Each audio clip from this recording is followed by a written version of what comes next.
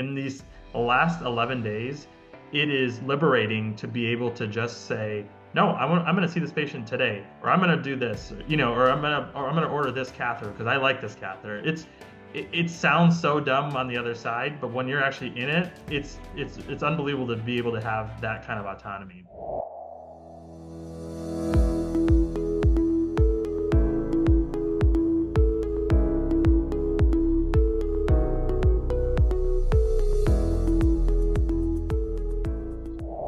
All right, guys, it is Justin, and I'm here with my VP, Rachel, and we have Dr. Patel and Dr. Ahmed from JVI Joint Vascular in Illinois and Chicago area, and they have been open for about 11 days, and they have made the full jump from university to now they are in business. And so, guys, how does it feel to be business owners now? I'll let Mikin answer first. First one that comes to mind is liberating. And I don't, I say that kind of half jokingly. It's not only for myself and Dr. Ahmed. I think for a lot of our patients, we're able to do in the 11 days we've been fully operational. We've been able to do things for patients that we could never have dreamt of doing at the university.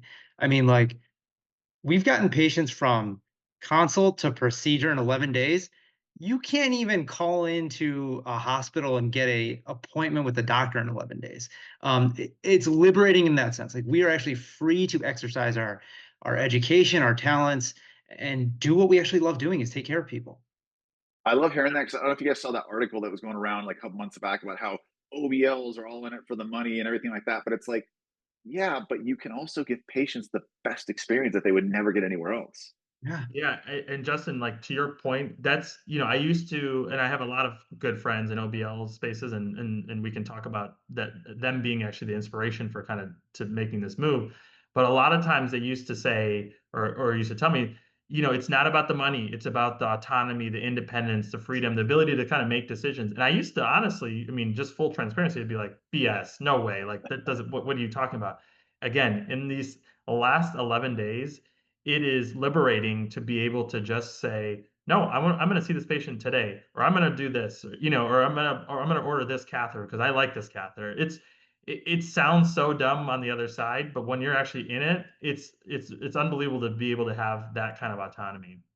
I think you guys know one of our good friends and clients, Sandeep Rao. And one thing he always says, especially the way he's running his practice now, is I get to be a doctor again. He's like, it's not just they're there for their foot and I can only look at their foot. He goes, I can see a patient and look at them from head to toe, and I might work with them for the next year because there's so many things I can help them with. You're absolutely right, and I would say even on the flip side of that too is this allows me to also be hyper specialized, right? For better or worse. I think you guys know me.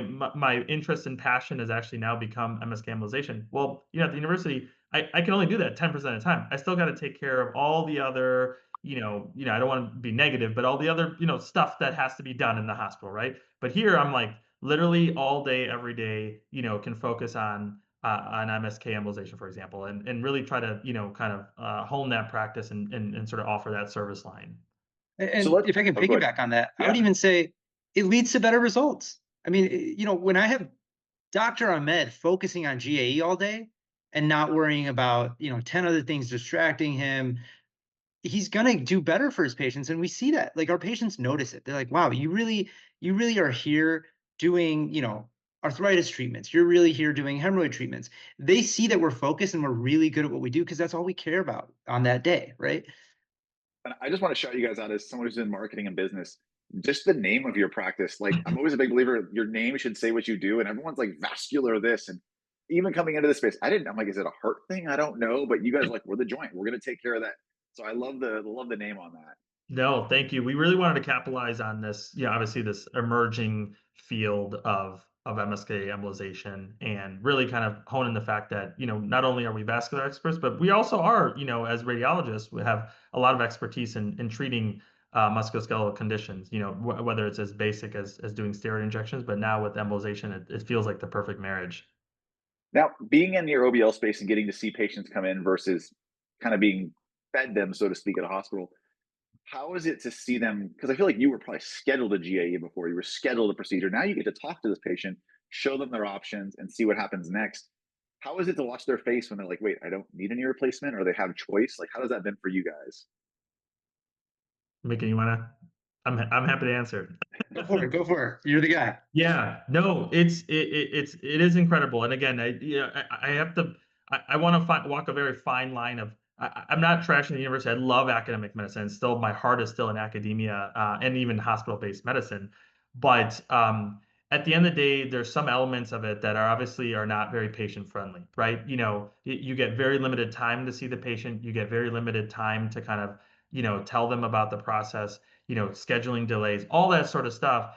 And, in this space, really you get to reconnect with the patient. Again, it sounds very corny, but you truly do in terms of walking them from the time they step through the door in clinic to, helping them understand what they're going to go through, getting their imaging arranged, all that stuff through the procedure and the follow-up. Like it's just it hits at a much more personal level because you don't have 40 other patients that you got to go round on and write notes on or answer pages or protocol. Like there's just a lot going on in the hospital for better or worse. And this really, again, going back to the hyper specialization, really allows you to kind of get back to connecting to what I think doctors do or want to do, which is really actually just treat patients. So in that, you guys have been open for a couple days. You've had some procedures coming through. Is there any one story or patient that comes to mind and you're like, man, like if this person had been in the hospital, we couldn't have done what we did today? Ooh.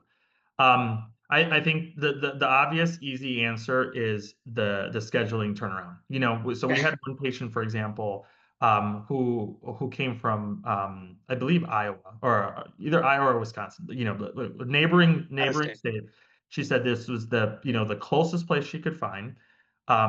And we were able to, within a week, accommodate her coming to our place.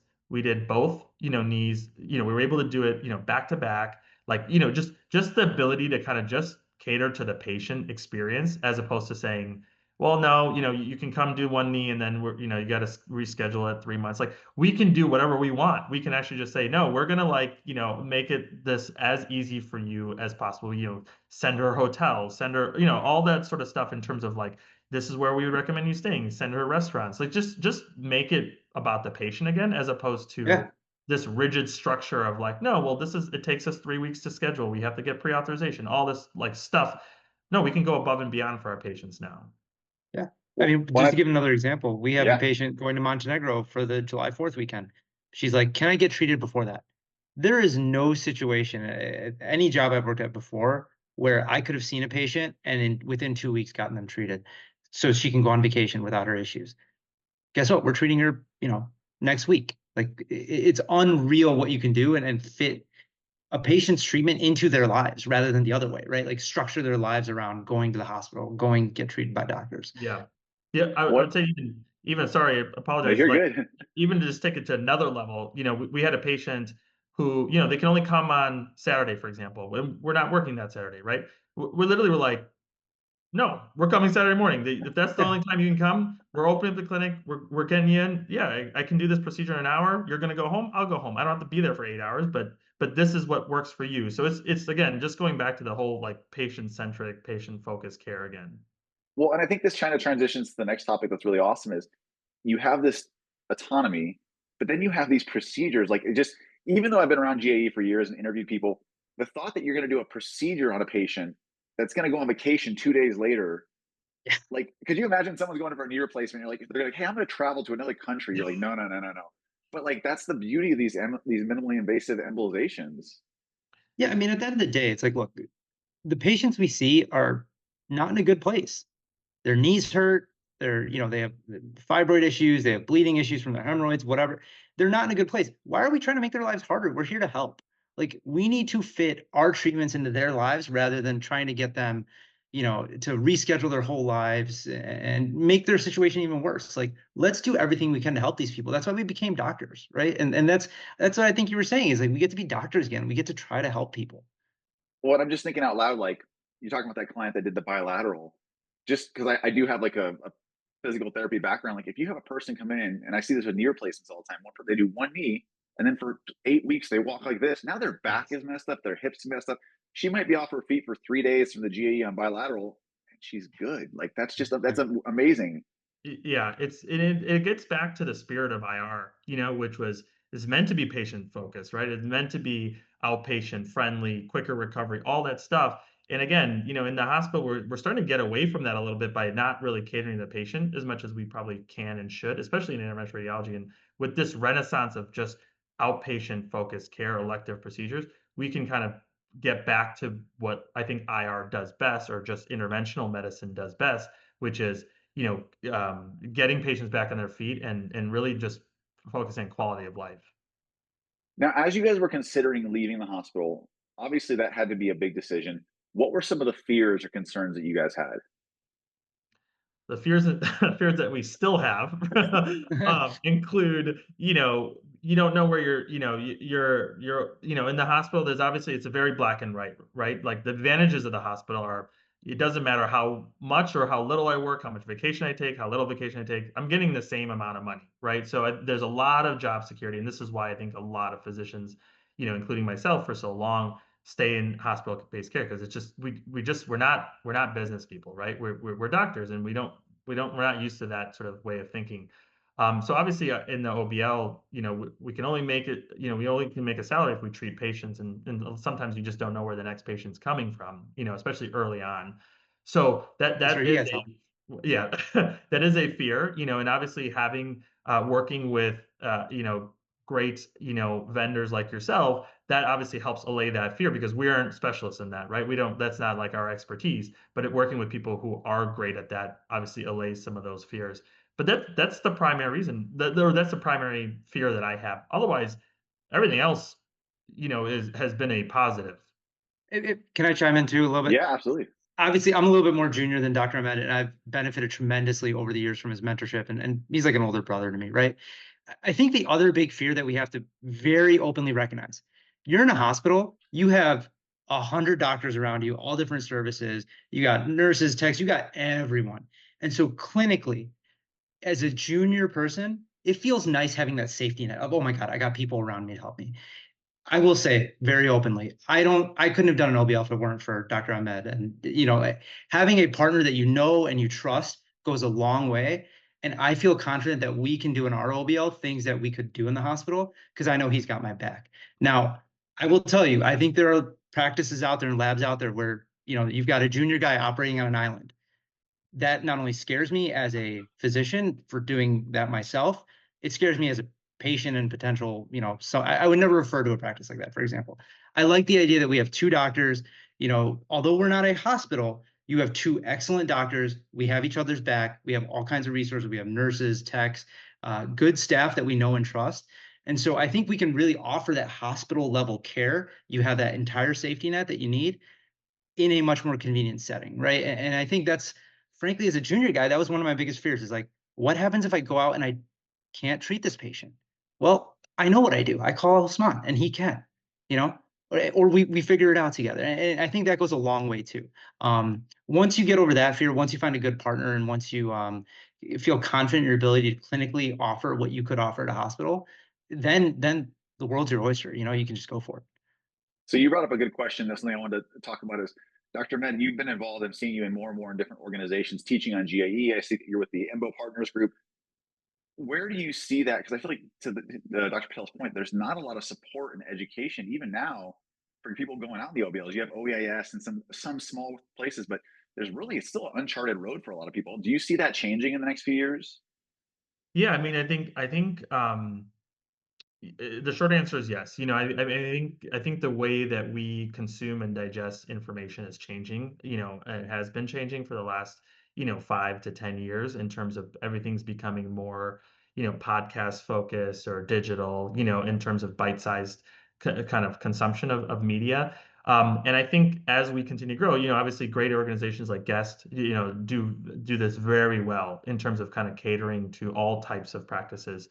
And so I think that's the direction that this is headed. And I think, one of my primary motivating factors, I'll give Mikin some credit here, is, I think we tried to take we try to take a private practice approach to academia, in terms of going there, working really hard, building a big, clinical service line, all that sort of stuff. And I think we were able, I feel that I was able to do that personally. But now I want to try to take academia to private practice, right? Or take academia to the Ooh, I OBLs. like I that. don't think they're mutually exclusive, right? Like, I think we can be just as academic, if not more academic, in this setting, because actually the shackles are off. We're not subject to the bureaucracy of large institutions.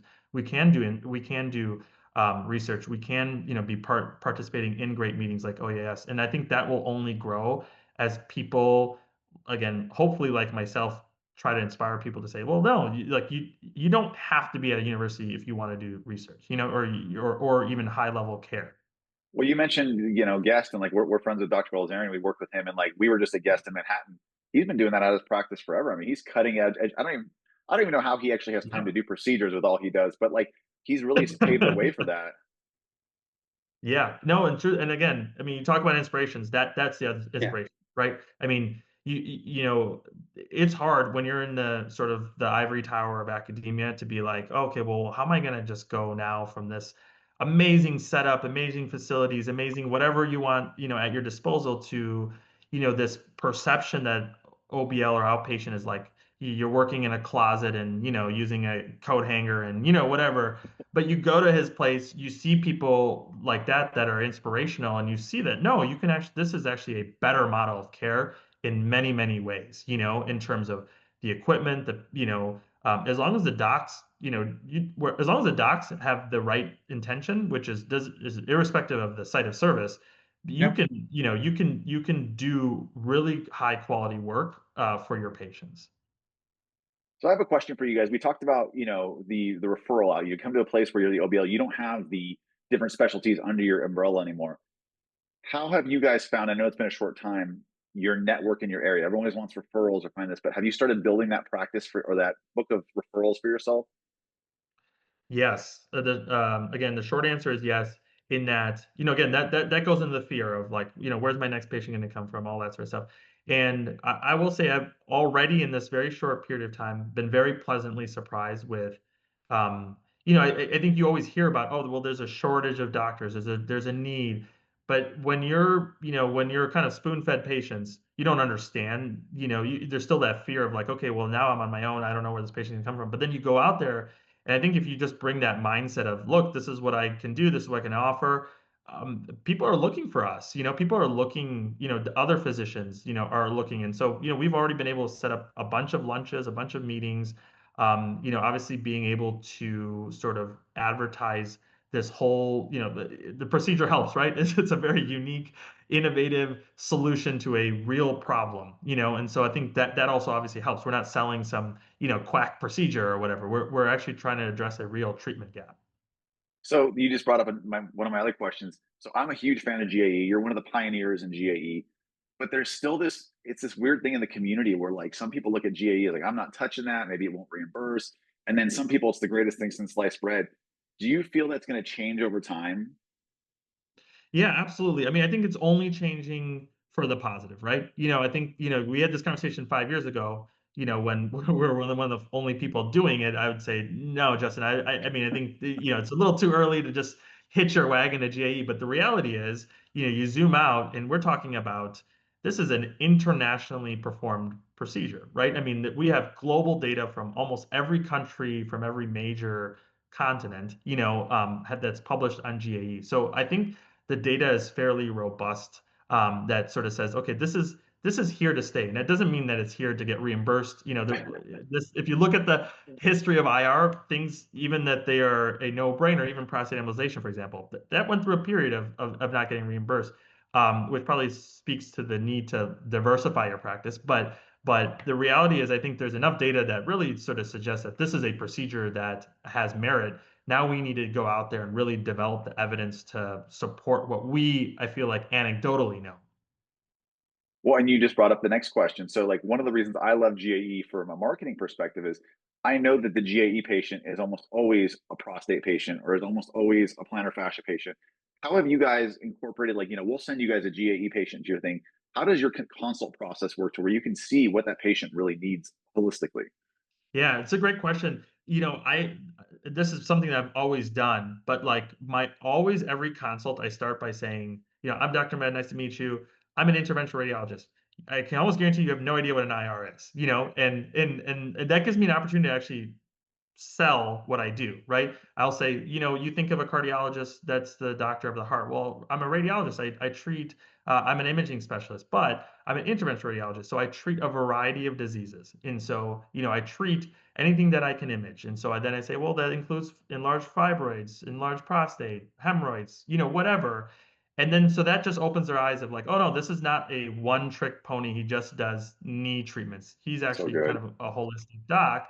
And then when we go through their history, then that just naturally lends to, taking a past medical history. It's like, oh, well, I've struggled with, an enlarged prostate and been on pills for 7 years. Like, well, just FYI, we can also shrink that too for you. And that naturally, again, that goes back to the university too, is like, but that's always led to sort of downstream, procedures that, yeah, that leads to more procedures for me, but also at the end of the day, it actually helps the patient. If anyone's watching this and you get one nugget, if you're an IR, steal that line right there. That was gold. So let's talk about getting into business now. So we've been in the medical side. Now you guys are business owners. What has surprised you about opening a business? 'Cause I feel like having a business is like having a baby. Everyone thinks they know what they're going to get into, and then it happens, and you're like, oh, it's not that easy. Dr. Patel's the business expert. I knew it. I knew it was coming to me. So yeah, in this relationship, again, we have the blessing and the good luck of having both of us, right? Dr. Ahmed is the sort of mad scientist of the group, the pioneer, the clinician. He's our CMO. He's our chief medical officer. He knows how to do these procedures really well, get the best results for our patients. He 100% knows what he's doing there. I think he leans on me, not that he doesn't know it, but he leans on me to handle some of the more business aspects. There is a lot that goes into opening an OBL. And I think that's another reason why, as a junior guy, it's probably not the first thing you want to do out the bat, right? You got to know everything as far as how to classify your expenses, how to credential, how to get payer contracted, how to fight a denial. All this stuff you got to learn. And I got to say, it takes a village, right? It's not only, and I don't mean to downplay, it's not only me and Dr. Ahmed. It's, frankly, my wife was a revenue cycle manager in her past life. She knows what she's doing. His wife was a lawyer. She advises us. We have a law firm on retainer, right? We have a billing company. We have all of this stuff that you need to start an OBL. As much as it's the two of us on this video, Joint and Vascular Institute is a production of like at least 12 to 15 people. And I think you have to recognize that business is not something easy to jump into. You got to get everyone right on the bus. You got to have a good guy driving the bus, but you got to get every other seat on that bus filled with people that know what they're doing, and then you go for a ride. I think something that you guys just mentioned too that I don't think a lot of doctors think about is, correct me if I'm wrong, I think every doctor thinks they're a leader because they're a thought leader. But leading people is a Yes. whole different ballgame. So how has that been for a transition for you guys to have a team of 12 people that you're getting to motivate and getting to do everything every day? If I can speak this, I think step one is understanding we're doctors, right? We went to medical school. We didn't go to business school. We didn't go to coding. We didn't go to law school. You have to acknowledge that. And it takes a lot for a doctor to put that ego aside and be like, yeah, I don't know everything, right? I think the way you do it is what, Dr. Ahmed has done. You excel and you be the best at what you do, and people see the excellence and they will do the best that they can do in their field, right? You have to do what you're really good at. You have to acknowledge when other people are really good at what they do. You bring them along. I think that's what's really helped us, right? So as a doctor, how do you be a leader? A, be really good at what you do. Be the best doctor you can be, but B, also acknowledge that you're a doctor and you're not a lawyer. You're not a biller. You're not a coder. You're not all that. Be humble, but be good at what you do. So let's transition that into staff. You guys have got teams. I mean, obviously, you were both lucky to have awesome wives. It sounds like, which goes so far. But how have you gone about recruiting good people? Because that's what makes the difference for that patient experience.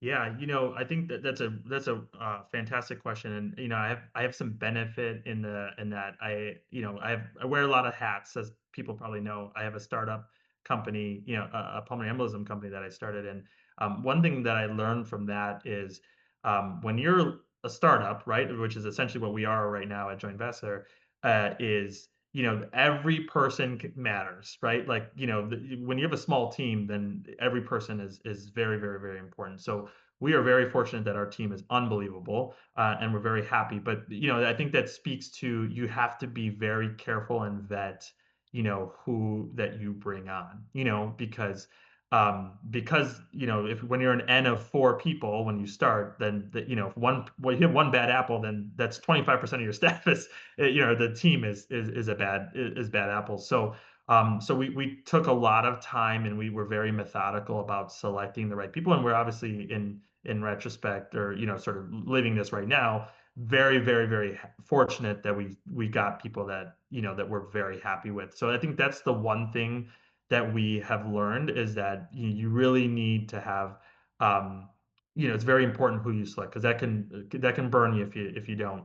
And then the other piece of that is, when we first started, like, we do everything from A to Z. I think it's like, we did everything from literally answer the phone. Like today I answer the phone because, our staff is actually off today. I literally picked up the phone. I was like talking to patients. So like, it's very important. I think you understand from A to Z everything, right? So like, how to check in a patient, how to, verify their insurance, all that stuff, in case your staff isn't available, or or that you have reasonable expectations for what they can and can't do. So we made time to make sure that we really understand the process, and we can do it ourselves if we need to.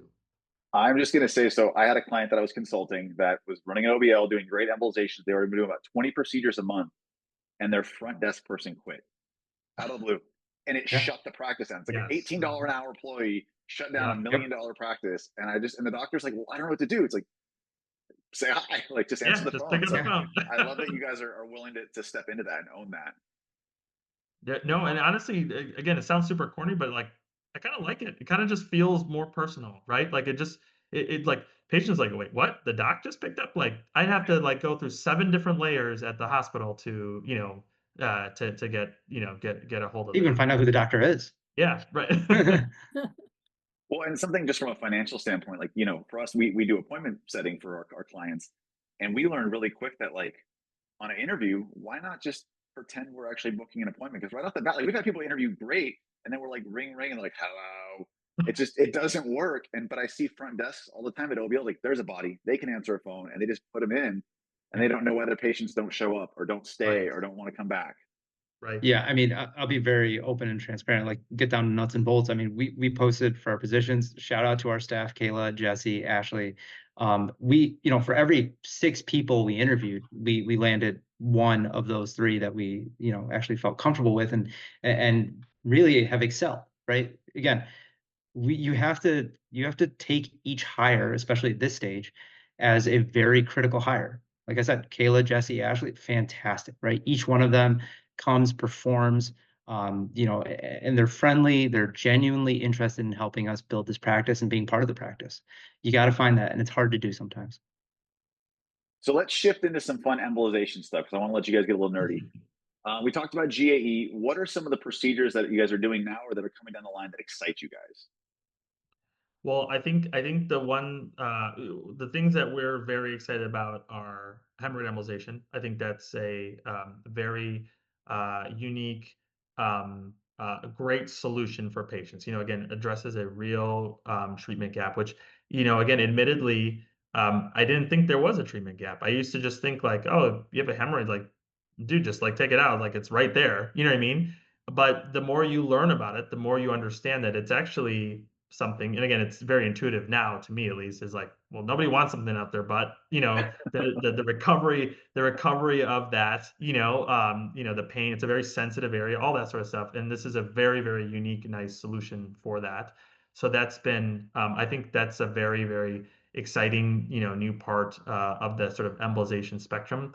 Thyroid embolization is a very, very, very new, but I think there's a lot of kind of potential there. Again, as intuitively, the thyroid is so superficial, but the reality is, like, especially for certain demographics, not to stereotype, but like, younger women, for example, like, they don't want a scar in their neck. Like it's much more important to them than it is to, like, an old brown dude like me. But, like, you know what I mean? But there's certain benefits of these procedures that I never even thought about until I sort of really started digging into them. So those are the 2 things that I think are very new and very exciting, and a lot more potential, to sort of help our patients. Well, since this is the marketing podcast, let's talk about hemorrhoids for a minute. Yeah.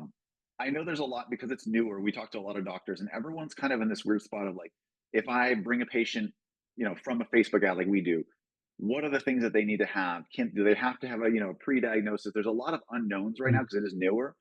If you guys were going to launch a campaign right now, like how would you like? What would be the stuff that you'd say? Hey, do you have blank? And obviously, bleeding out of your butt would be the Yeah.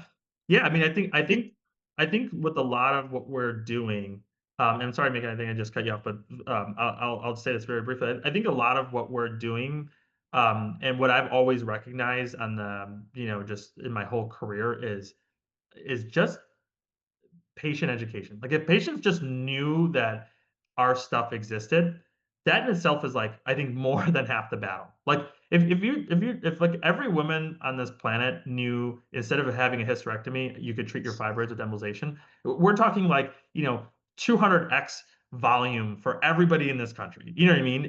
It's just a pure education or information problem. Again, historically as IRs, we've been horrible at that, right? Like, I mean, we're like god awful because we're just based in the hospital and we have so much work that we don't know what to do with the work already. But now in this space, it's much more like getting, kind of an information campaign and really trying to get the word out. My friend Dr. 𝐝𝐻𝐳𝐽 always says that IRs hate to market, but they all want awareness. He's like, it's the same thing. Yeah. Yes. Yeah, I was just about to give the analogy that Osman gave, Dr. Ahmed gave, fibroids, right? It's been around for decades at this point. Why is anyone's uterus being taken out in this country for a fibroid? It makes no Amen. sense to me. It makes no sense to me. And every single woman that walks into an IR's office, has a euphy procedure done by someone who knows what they're doing, and gets a result, wants to go tell the world. They go screaming out the walls, like, I want to tell all my friends about it, and an avalanche of referrals come, right? Hemorrhoids to me is this similar sort of situation. It's an embarrassing disease. I mean, let's be honest. When we say someone's bleeding out their butt, everyone chuckles, right? Because Yep. it's embarrassing. No one wants to talk about it. Let's talk about it. It's a blood vessel, right? How do you want to treat the blood vessel? Do you want someone going up your butt and cutting it out? Or do you want to handle it like with gentleman's surgery, right? Little needle stick, we'll go in, we'll use technology that we have in 2025 to address a blood vessel that is bleeding. We don't necessarily need to go in there like butchers, and sorry for all my surgeon friends out there. We don't need to go in with knives and scalpels and stuff and start hacking and slashing, right? It's 2025. Let's talk about what we can offer. Let's talk about how we can address these real serious, sometimes embarrassing problems for our patients in a much more palatable, convenient, minimally invasive way. It's education. If everyone understood that statement, which they do when they come in with consult with us, they sign up, they get their procedures done, they're happy, life moves on, and they can get back to what they enjoy doing.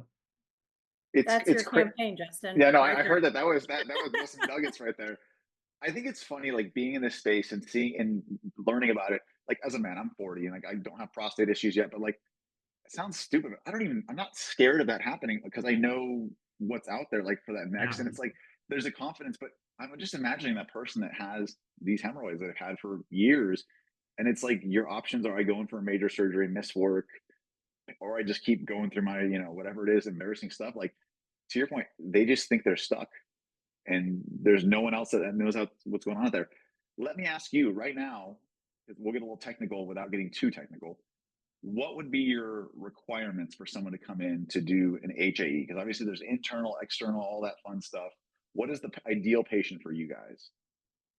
Yeah, I mean, I think first off, we're very fortunate that we actually are right next to a GI. Oh, well, that So that is actually very, very nice, and so it's very convenient, obviously, for our patients as well. So I think right off the bat, the ideal patient for us is somebody who's bleeding because this is an embolization of an enlarged blood vessel.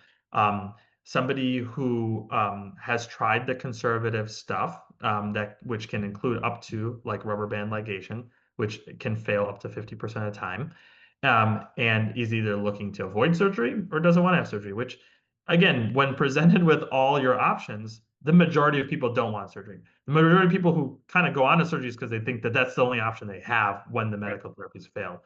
So So that's kind of what we look for. Now, because we're treating patients with bleeding, this is basically essentially lower GI bleeding. So you need to obviously have a very appropriate medical workup to exclude alternative causes of of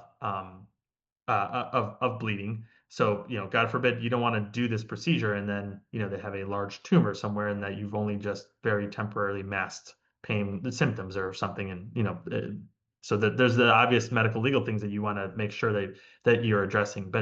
But again, it's very, very much like a lot of the embolization procedures we do, which is it's the sweet spot, right? It's the Goldilocks. It's not too aggressive like surgery, but it's also not, ineffective like a lot of medical therapies are. Well, and you just said something, and I think this is my favorite thing with embolizations is, again, I'm not a doctor, I'm not a lawyer, people, but God forbid you did this procedure on someone who had something else going on. Is there really a huge, like, it's not like you do a GAE on someone and it doesn't work. It's like, okay, you had a poke in your wrist. Like, Yes. I mean, Right. that's the cool thing about this versus, oh, I had a knee replacement and I didn't need it. I had, surgery on my anus, and it's like, Yeah. and I wasn't supposed to, like, I'd be really, really upset versus, oh, I lost a few hours on a Saturday. Like, it's just, that's Yeah. the crazy thing about these procedures. Yeah, you're absolutely right, and I think that's again, as I've gotten more experience, and same with Dr. Patel, like, the more we do this, the more I feel much more comfortable sort of saying that as part of my consent process. I obviously always say there's no such thing as zero risk procedure. Like, and anyone who tells you that, Mhm. like, run the other way. But as far as this goes, this is a very, very low risk procedure in terms of the overall complication risks, at least through published literature, those risks are very, very low. And while the benefits may not be entirely clear, we're still trying to figure out exactly who this benefits or helps the most. It doesn't burn any options, and at worst, like you said, if it doesn't work, it's like, okay, well, on to the next thing. You know what I mean? Yeah, that just, it still blows me away. And it's, on the hysterectomies, on the Yep. prostates, on the knees, on these life-changing surgeries people are having, and it's like, you didn't want to try something else first that didn't have any Yes. side effects. So Right. And it's frankly that I think that burden falls on us, right? Like you said, we as physicians and especially IR sometimes see we don't want to do marketing, but we want awareness. That's on us. We should be raising awareness. It's not the patient's fault. I mean, again, most women presented good information. Sit down with myself or Dr. Ahmed for half an hour. We'll choose a fibroid embolization before a hysterectomy. The problem is most women are never given that opportunity, right? And that's where, it's on us to raise awareness. Hey, that's where you guys help a lot. You guys help raise awareness with patients, get people in to see people, physicians who know what they're talking about. I think we as a group need to be better about that. And we really appreciate everything you guys do too to help raise awareness in these patients.